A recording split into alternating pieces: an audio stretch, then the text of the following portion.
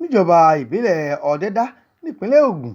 Ìlú kan wà níbẹ̀, Orile Kenta ni wọ́n ń pè é, níbi tí Ọba Adetokunbo Tejuoso, ẹni tí í ṣe olú Orile Kenta ti ń ṣọlá.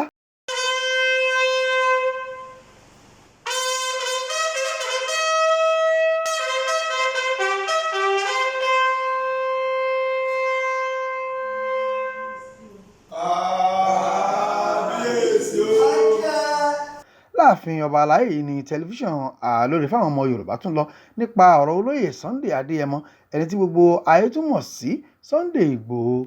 Níbo ni wọ́n bá ọ̀rọ̀ Sunday Ìgbòho tó wà ní àhámọ́ lórílẹ̀‐èdè Benin dé báyìí? Kí ni àwọn ọba aláyé ń wò? Kí sì ni ìgbésẹ̀ wọn lórí bí ọmọ Yorùbá pàtàkì yìí yóò ṣe bọ́ nínú àjàgà àtìmọ́lé tó wà lórílẹ̀‐èdè Benin? Èyí àti ohun míì tó ní ṣe pẹ̀lú Orile Kenta ni Ọba Òkìkíọlá Adétòkunbọ̀ bá tẹlifíṣàn Àlórè sọ, pàápàá lórí bí ọ̀rọ̀ Ìgbòho ti ṣe di kólóríódo lórí ẹ̀mú láàrin àwọn ọba aládé àti ìjọba àpapọ̀. Bẹ́ẹ̀ gẹ́gẹ́ ni ó sọ̀rọ̀ níbi kùnkùndùn lẹ́tà fẹ̀gẹ̀dẹ̀ tó kọ sí wọn lórílẹ̀‐èdè Benin pa Adéyẹmọ Sunday Ìgbòho. Ẹ gbọ́ báwo ni ìlú Orile Kenta ṣe jẹ́ tá a bá sọ nípa gbogbo Kenta tó wà nípínlẹ̀ Ògùn. Ọ̀rọ̀ rèé lẹ́nu kábíyèsí. Orúkọ tèmi ni Ọba Adetokunbo Òkìkíọlá Tejuoso, olú ti Orile Kenta ní Ọ̀dẹ́dá local government, ìjọba ìbílẹ̀ Ọ̀dẹ́dá ní ìpínlẹ̀ Ògùn.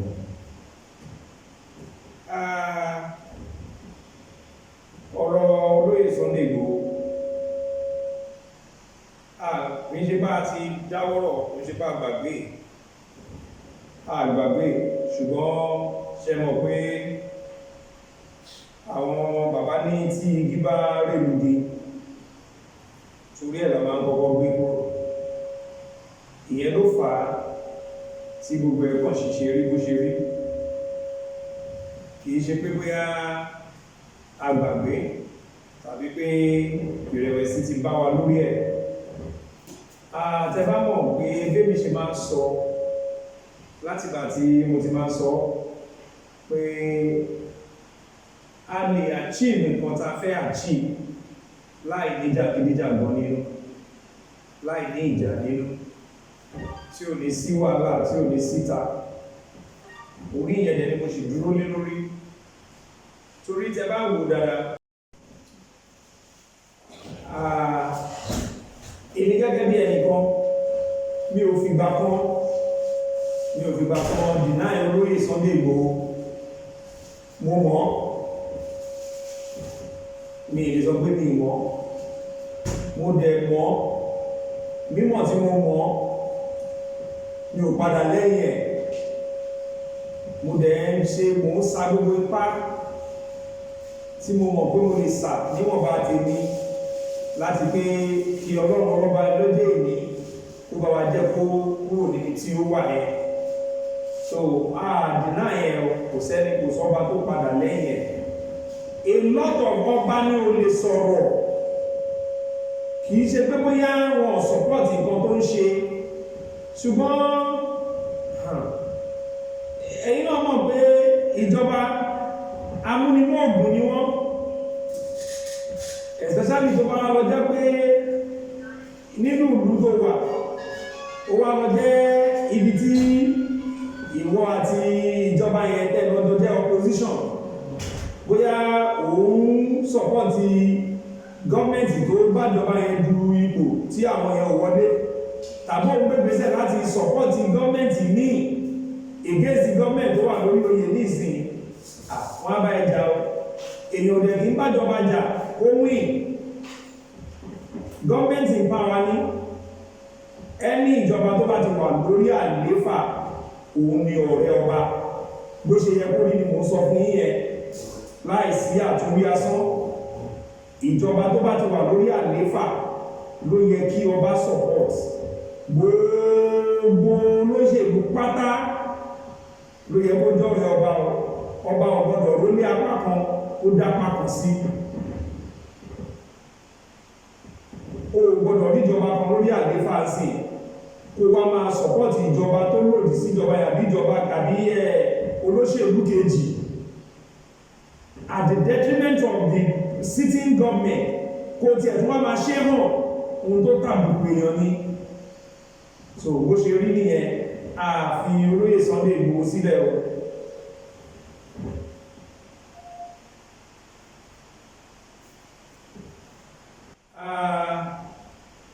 Tẹ́ bá wò dáadáa, àhesọ ọ̀rọ̀ ni pé àwa ọba káràmásìkì mọ́ gbogbo ọ̀rọ̀ agitation, akáràmásìkì mọ́, ṣùgbọ́n mo sọ ní 2020 or 2021 pé ọba ò kí ń pariwo, àṣẹ ló bá máa ń pa, ọba ò kí ń pariwo. Ẹ̀ẹ̀ni expect kọ́ bá gbé placard kọ́ bá máa sọ pé ó yá ẹpá ẹgẹ lórí. No, ìgbésẹ̀ tó yẹ ká gbé à ń gbé, omi pọ̀jọ́ ká lọ́ní. Tẹ́ bá sọ pé kò tó, a lè blame yín, torí pé oníkálukú ń ṣọ́ orí ara ẹni. Ẹyọ kan ló máa sọ, tọ́ máa ní mẹ́wàá ló sọ. So reason nìyẹn tí oníkálukú náà fi wà careful. However, ọba ń sọ̀rọ̀, èmi wà lára àwọn tí ó rawọ́ ẹ̀bẹ̀ sí ìjọba orílẹ̀-èdè Benin nípa kíkọ lẹ́tà. I wrote to the President of the Republic of Benin pé kí wọ́n jọ kí wọ́n bá wa fojú sùnùkùn ọ̀rọ̀ náà, pé kí wọ́n dáríjì. Kò dẹ̀ kìí ṣe pé torí Ìgbòho ti bú ọba aládé ńgbà yẹn. Tẹ́ bá wò ó, wọ́n ní ọmọdé ò ní mọ ẹ̀kọ́ jẹ kó má ra lẹ́nu, bí pé ó sọ̀rọ̀ sí orí adé, òun náà ló tún ṣe U-turn tó dẹ̀ tún bẹ̀bẹ̀ nígbà yẹn. Ṣẹ́mọ̀, ẹ̀yin bàbá ní ọmọ ẹni ò ní burú títí ká fi fẹ́ kùn pàjẹ́. So ó ti bẹ̀bẹ̀, a dẹ̀ ti foríjì. So kìí ṣe pé torí pé ó sọ̀rọ̀ àbí nǹkankan, kìí ṣe pé àfisílẹ̀ wẹ́ èmi gẹ́gẹ́ bí ẹnìkan. Ṣẹ́rí question tẹ̀bìrì yẹn, mo ti dáhùn ẹ̀, mo ti capture ẹ̀ nínú previous response mi. Ibi ni orílẹ̀ Kenta, ibi ni gbogbo Kenta ti jáde. Gbogbo Kenta tó wà lábẹ́ àkúta yẹn, orílẹ̀ gbogbo wọn ni. Àti ilé àtoko, Kenta àtòkú ni o, Kenta kílaṣó ni o, Kenta òkè gbòdè ni o, Kenta agélébé ni o, gbogbo Kenta pátá, ibi ni gbogbo Kenta ti jáde. Orílẹ̀ Kenta ni, orí ni, èmi dẹ̀ ni olú orílẹ̀ Kenta, èmi ni olú orílẹ̀ Kenta. Tẹ́lò bí bá ń tàn yìí pé ọba wà ní kan ní Kenta, ọba tó wà ní Kenta rẹ̀, nípa agbára àṣẹ Ọlọ́run, èmi ni olú orílẹ̀ Kenta. Kò sẹ́lò ní èmi ní Ọlọ́run á jẹ́ kí n pẹ́ lórí àpèrè. And ní ibi question tẹ́ bèrè last pé kí ni àjọṣepọ̀ orílẹ̀ Kenta, abúlé Tejuoso pẹ̀lú òkè ọ̀nà. Àjọṣepọ̀ tó múnádóko ló wà láàrin wa. Tẹ́ bá lọ wo 2019 nígbàtí mo jọba, kí ní kan wà tí àwọn èèyàn take note. Ọjọ́ tí mo bá dé gangan, ọjọ́ yẹn ni kábíyèsí ń ṣe anniversary coronation wọn. You are a student of history, go back to the research. ọjọ́ tí mo gba dé gan bí mo ṣe kúrò ní ọ́fíìsì gọ́vnà straight ọ̀dọ̀ kábíyèsí ni mo lọ ní Ṣàpọ̀n ní palace wọn wọ́n ṣe anniversary coronation anniversary lọ́wọ́ mo lọ pay homage fún wọn. So that is to tell you pé mo ti sọ síwájú ibi abúlé tẹ́wà yìí ibi tẹ́wà yìí gangan òun ní abúlé Tejuoso driver ẹ padà sọ́kùn máàkì kẹsọ fún ọpẹ́ ìwọ̀n sábúlé Tejuoso adábọ̀ Tejuoso lẹ́ni tó tẹ ibi dó